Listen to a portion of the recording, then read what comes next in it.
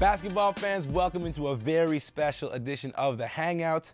We have the two highest drafted Canadian NBA players in the history of the NBA on the couch. Tristan Thompson, my man, thank you so much for joining us. Thank you for having us. And AB, of course, #1 overall draft pick. Thank you for joining us, AB. Thanks for having me. All right, Anthony, Tristan, let's get into it. I guess right now the conversation in Toronto, your native city, of course, is all about these Toronto Raptors and how well they're doing in the playoffs. But first off, Tristan, I'll start with you. You've seen the scene outside the Air Canada Centre. How impressed are you with how much Canada and Toronto has stepped up behind these Toronto Raptors and the kind of energy they're putting forth? No, I think it shows how much the game of basketball is growing within the city.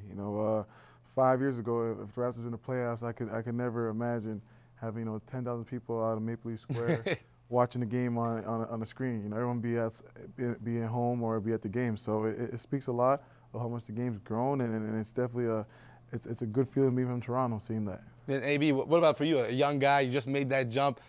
And a lot of people didn't think that the Canadian community, or there was a Canadian basketball community. So what does that mean to you looking at that? I mean, it just shows that the people are supportive.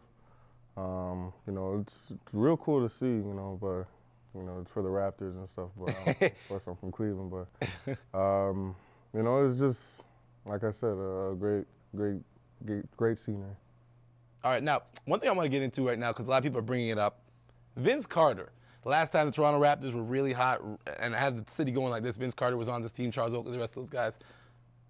AB, should the Raptors one day retire the 15 in the Raptors? As a young guy who came up under that version of the Raptors team, do you think that they should do that?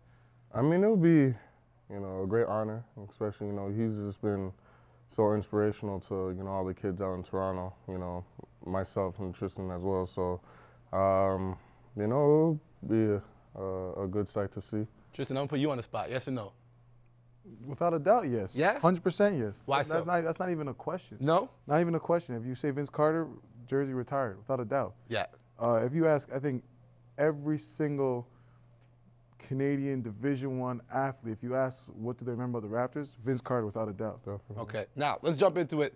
Nets, Raptors, that's what's happening on the court right now. Both you guys have had a chance to play against both groups.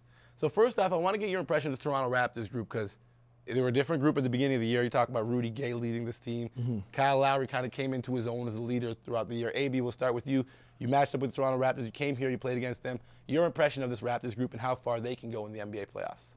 They definitely have some great pieces. They have, guards to, distribute the ball, take control of the game like Kyle Lowry. They have shooters. They have big men. So it's just been, a great group of guys out there just competing hard.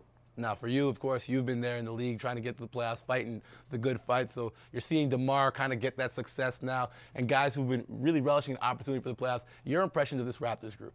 They're fun to watch. They play hard for 48 minutes. They got the right pieces that are coming together. DeMar is definitely taking a bigger role, especially once letting go of Rudy Gay.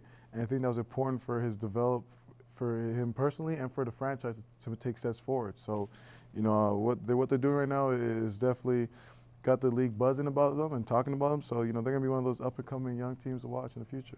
All right, now the series shifts to Brooklyn. Everyone knows all the drama, the backstory, KG, Masai, all that other stuff.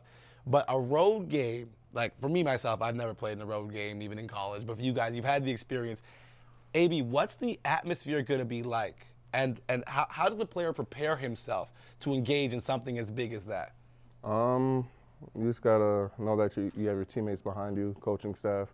Road games is just the same. It's just pretty much, in a gym, same court, just different logo on the floor. So you just got to go out there, play hard. But, the fans is definitely going to be chirping. All right, now for you, Tristan, of course, you're getting your experience down. You've seen this. You're talking to your peers in the league.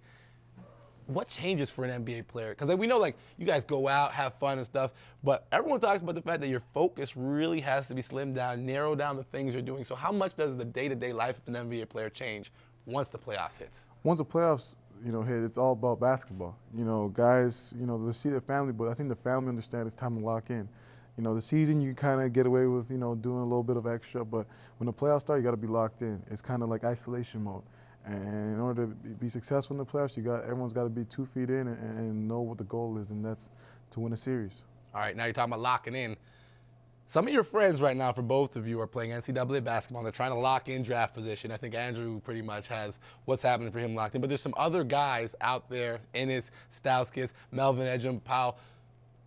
AB, first off, who stands out for you? Who's your guy? You're looking at this draft now. Who's the guy that stands out to you as a guy who might have some tremendous success at the next level? I mean, I pretty much know all of them. But, you know, Tyler Ennis, he's just been, you know, a good guy. He's played the same, you know, throughout all the years I played with him, and, you know, in college too. You know, just real poised, take control of the team. You know, you can speed it up or you can slow it down, you know. So he also makes great decisions. So, yeah. You know, I guess that's my choice. All right, Tristan, who's your guy? Well, you know, AB picked Tyler, so I would agree with that. But I'm going to add another name, too, just to add some variety. I think Nick Stauskas. Oh. You know, he's the sleeper. He's got a little seasonal salt in his game. You know?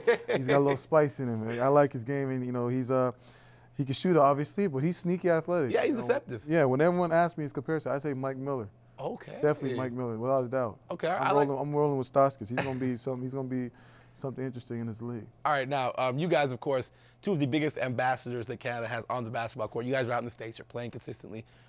What's the word stateside about Canadian ball players? Like, when you guys go up and say, I'm from Toronto, people are hearing on ESPN, Top 100, these Canadian kids are out there. What's the word, ground level, American perception of Canadian hoopers? Tristan. Well, they're asking what we're doing up there because we just came out of nowhere. You know, we just tell them, you know, it's a little, we're hungry. We want to make a name for ourselves, and we're tired of us just looking at us as some hockey players. And, you know, that's what we're doing day by day. Okay, AB, I'll get this one for you. You just went through the process of going through the draft, the workouts. What's going to be the biggest thing for these guys? Like, what's the one lesson that you can take from your experience and pass on to your friends, Nick and Melvin and those guys, that can help them through this next patch? Just to always work hard, you know. Coming in the league with, you know, just a bunch of grown men that are hungry, so you just got to work hard every day, you know, expand your game, you know, trying to, you know, ask questions along the way too. That's the most thing I have to say. All right, and Tristan, for you, man, you're a bit more removed from it, but you've also had the experience of being a veteran and also kind of like helping him through his process. So what are some lessons you take from your mentoring process with him and your own experience of going through the draft? Just playing hard every time when you're in your workouts. You know, what I told myself going into workouts is I'm going to play harder than the guy in front of me. And you know, that day you might not be able to make shots or perform in those skill competitions well, but as long as when you start playing the 5-on-5 and 3-on-3, you compete and outwork the other guy in front of you. That's what GMs and owners and coaches like to see, because every coach thinks they can give that player skills or teach them, you know, how to play the game. It's the ones that got that little extra edge is the ones that top the chart. That was Tristan Thompson and Anthony Bennett. I'm Akil Augustine, and I would like to thank you guys for watching Canada's Home for Hoops, The Hangout.